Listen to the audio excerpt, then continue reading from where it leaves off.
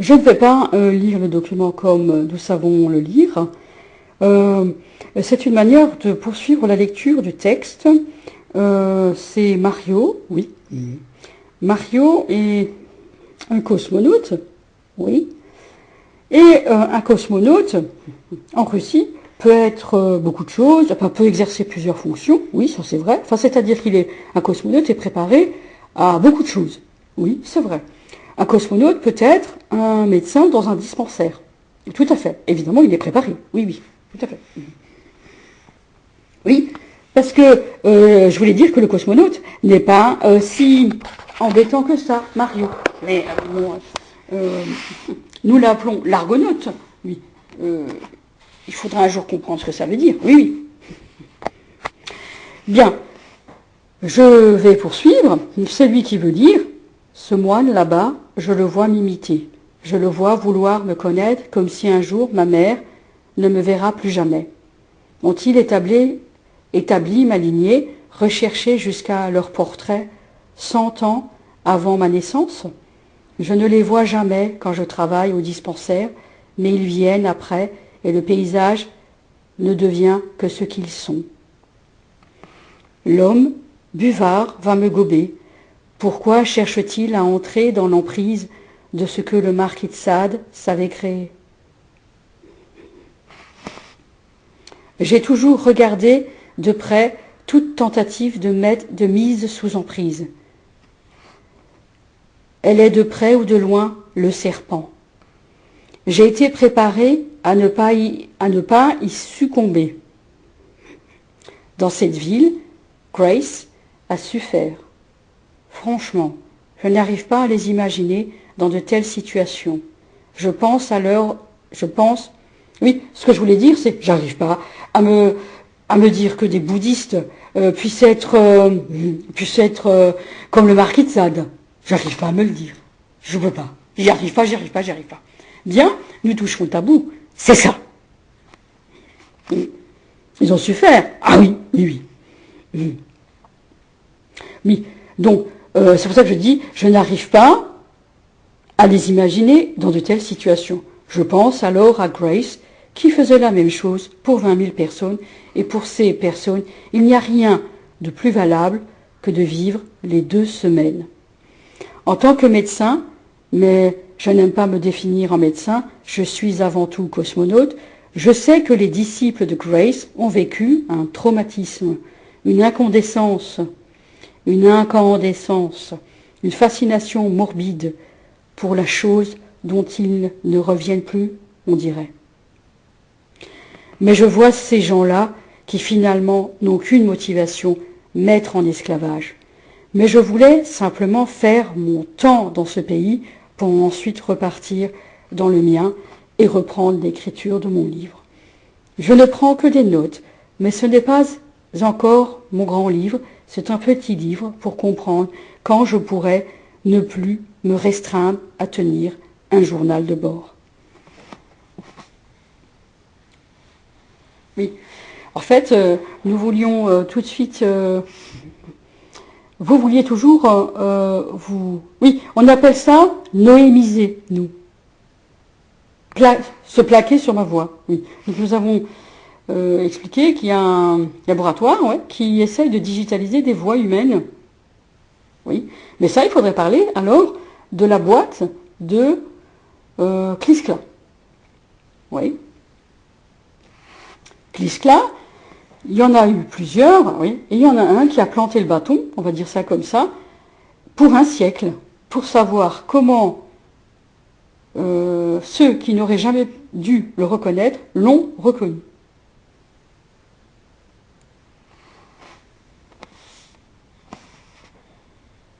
Ah.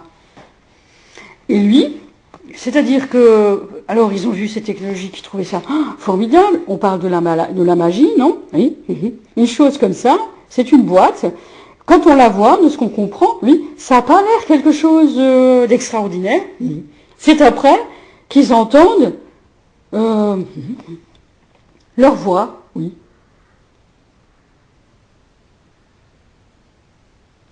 Et en fait, lui l'utilise pour avoir tout le flux, enfin, c'est-à-dire qu'il veut comprendre où ça a commencé et il fait une projection où ça va aller au plus loin, cette chose-là. Parce que ces gens-là connaissent d'autres personnes, ils ont une famille, ils ont des amis, etc. Toutes les ramifications possibles. Et voilà, c'est comme ça. Mais nous pensons que ces gens-là, oui, ont été approchés par ces gens-là. Et ils ont su développer l'économie du bonheur. Ils ont leur économie, ils ont leur système.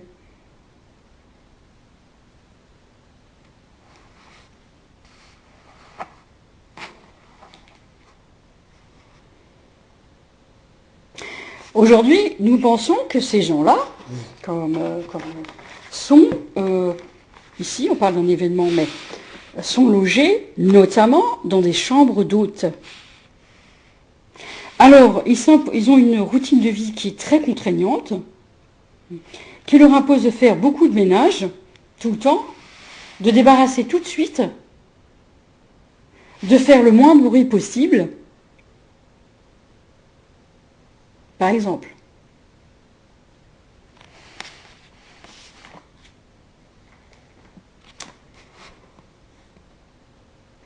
Mais ces gens-là, comme on dit, s'intéressent finalement à un seul budget, l'immobilier, en ce moment.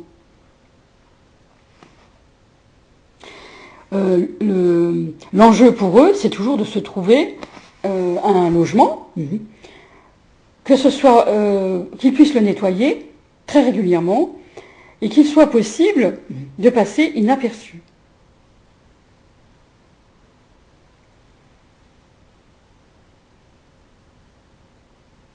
Oui. Et, je vais dire, alors, ils font une sorte de chose comme ça, donc Der Spiegel, un jeu de miroir. Si quelqu'un a disparu, c'est que quelqu'un est arrivé. Si quelqu'un a disparu de l'administration, passe inaperçu de l'administration, oui, c'est que quelqu'un fait la même chose dans leur système. C'est-à-dire qu'ils arrivent. S'il y en a un qui disparaît, il y en a un qui arrive. Mais ça fait le même effet, je veux dire. Vous voulez dire qu'il y a un système de vases communicants? Oui. Donc, si par exemple, une personne, vous voulez faire disparaître une personne, vous voulez faire disparaître quoi, ici? Un budget? Non. Enfin, on ne veut pas faire disparaître un budget. Oui, mais si vous arrivez à le faire, vous arriverez à faire quoi? À faire disparaître quoi? Aussi. C'est un package.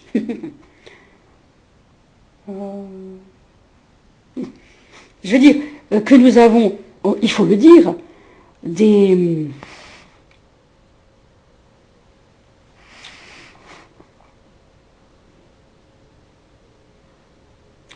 idiots.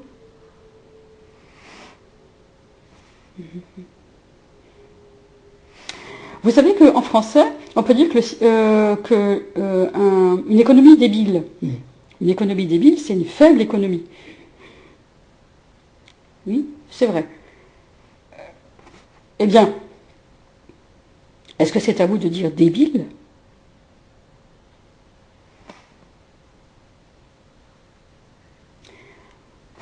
Parce que, oui, c'est ça, parce qu'il faut faire justement mais le problème, c'est approcher le tabou. Ça voudrait dire que c'est quelque chose qui est en place, c'est quelque chose qui est en place et que vous n'arrivez plus. Vous avez le code pénal, oui. Voyez, être contraint par le code pénal de faire ceci, de faire cela, avec une population qui vient d'ailleurs, oui, tout à fait, tout à fait. En fait, c'est un cul-de-sac? Non, non, c'est pas ça. C'est C'est quelqu'un qui dit ça. C'est notre façon de dire que c'est comme ça que vous pensez que c'est. Oui, mais non, mais non. Débile, ça veut dire faible, qui manque de force, de vigueur. Débile, par extension, en médecine, qui est atteint dans sa raison.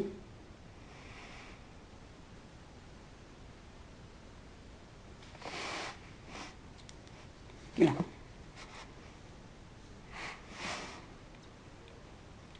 Ce mot avait déjà été prononcé quand on parlait de la Première Guerre mondiale.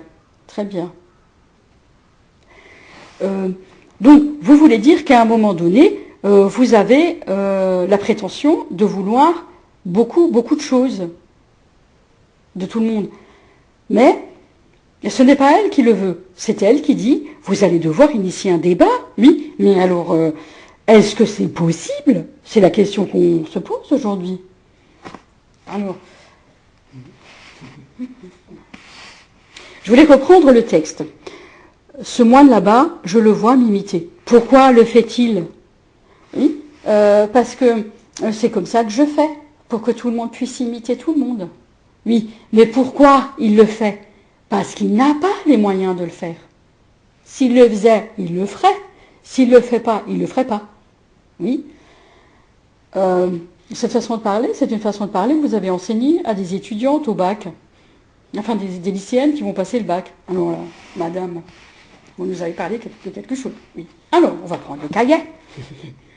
Dans le cahier, nous rappelons qu'il y a eu quelque chose que les enseignants n'arrivent pas à lâcher, on dirait.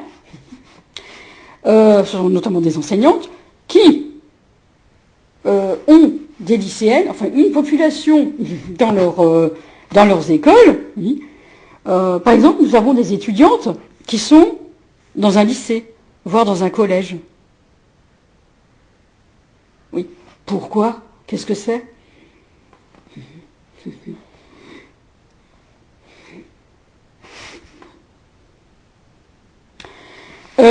Et donc,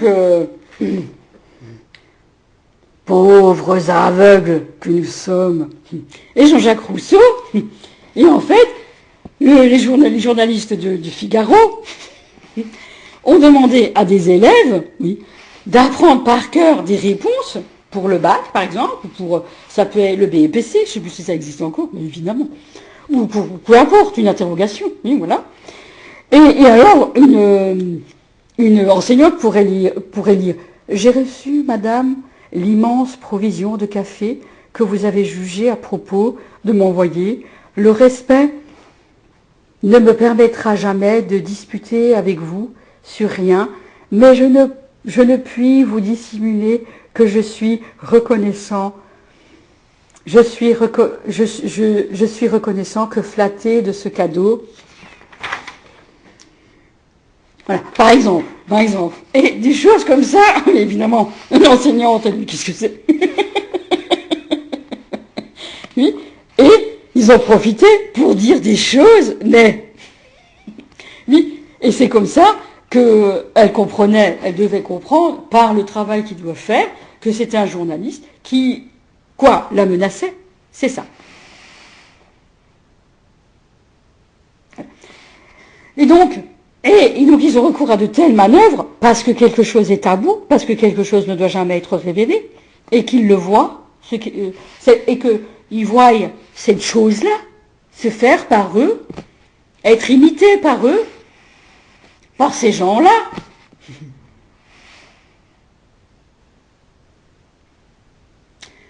Oui, tout à fait. Qu'ont-ils à vouloir tous de l'immobilier?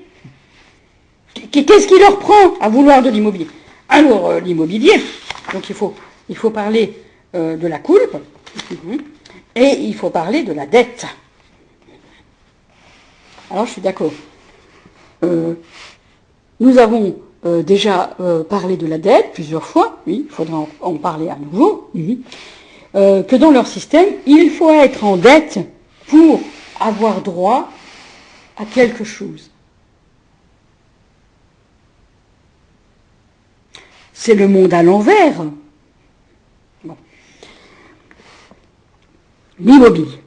Jean-Jacques Rousseau rappelait quelque chose quand même, le droit de premier occupant, quoique plus réel que celui du plus fort, ne devient un vrai droit qu'après l'établissement de celui de propriété. Tout homme a naturellement droit à tout ce qui lui est nécessaire, mais l'acte positif qui le rend propriétaire de quelque bien l'exclut de tout le reste. Sa part étant faite, il doit s'y borner et n'a plus aucun droit à la communauté.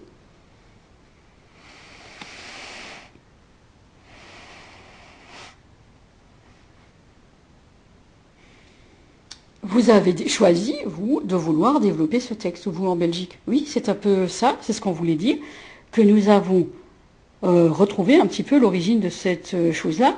Je n'ai jamais compris que vous vouliez dire qu'à un moment donné, c'était eux qui voulaient dire que si vous voulez la propriété, vous n'êtes plus en communauté, vous n'avez plus le droit à tous ces services-là. Pourquoi ? Vous avez décidé d'être propriétaire, alors vous n'avez plus le droit à ce service-là. Oui, eux diraient, Gérone, etc., ils diraient, mais c'est le système, une adresse, c'est un système de travail, d'arrimage, oui, dans cette configuration-là. Mais on n'est pas tous propriétaires. Mais si vous êtes locataire, je trouve que c'est pareil.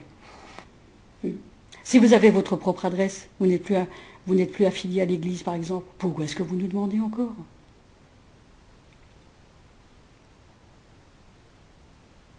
Il n'y a plus le droit de nous demander. Mais il n'y a pas que l'église. C'est pareil pour les bouddhistes.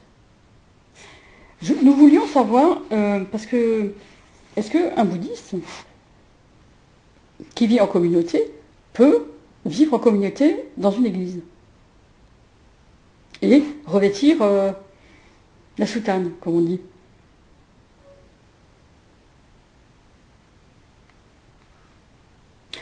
Et à un certain moment, on n'arrive plus à faire la différence entre un chrétien et un bouddhiste.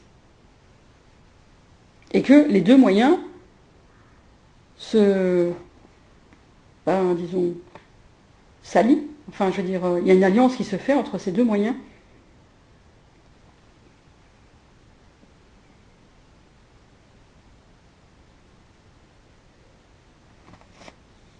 Mais alors, est-ce que c'est pareil pour les rabbins? Pas faux, parce que nous, on peut aussi entrer dans une église. Oui, enfin nous, les juifs, pas vraiment. Mais si, les rabbins peuvent entrer dans une église, si c'est comme ça. Bon, alors, est-ce qu'ils sont bouddhistes ou ils ne le sont pas, ces gens-là? Mais oui, ils sont bouddhistes.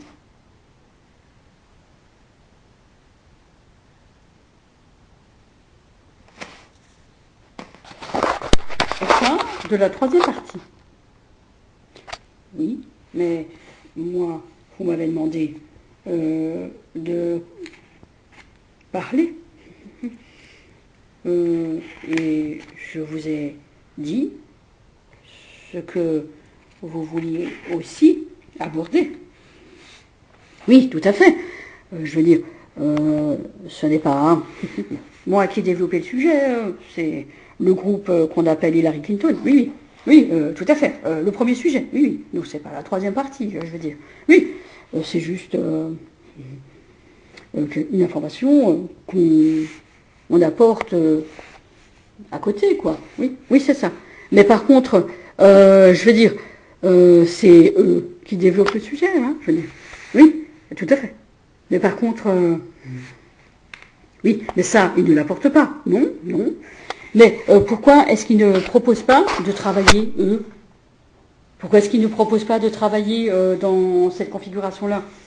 Parce que il faudra parler d'Irlande, il faudra parler du travail de Jeffrey, qui est un psychiatre, oui, ou un PhD psychologist, non, il est psychiatre, et qui a dans ses services des personnes qui font de la radio.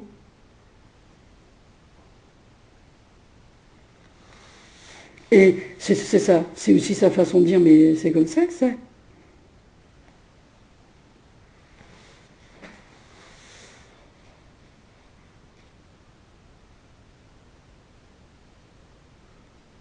Et ces personnes sont... je ne sais pas comment elles arrivent à faire ça. Elles transforment tout ce qu'elles font dans une... Ça devient morbide. Ça devient tout de suite... c'est toujours la vacuité. Vous voulez toujours... oui, c'est vrai. Ça devient... C'est comme s'ils étaient dans l'addiction de vouloir toujours cette chose-là. Mais plus, plus, plus, plus, plus, plus, plus. Mais... oui, mais ils n'arrivent pas à, je veux dire, à se contenter d'une information, par exemple, et on nous sollicite tout le temps. Oui. Ça, je veux dire. Oui. Mais si on ne procède pas de cette façon-là, c'est affreux ce que c'est affreux.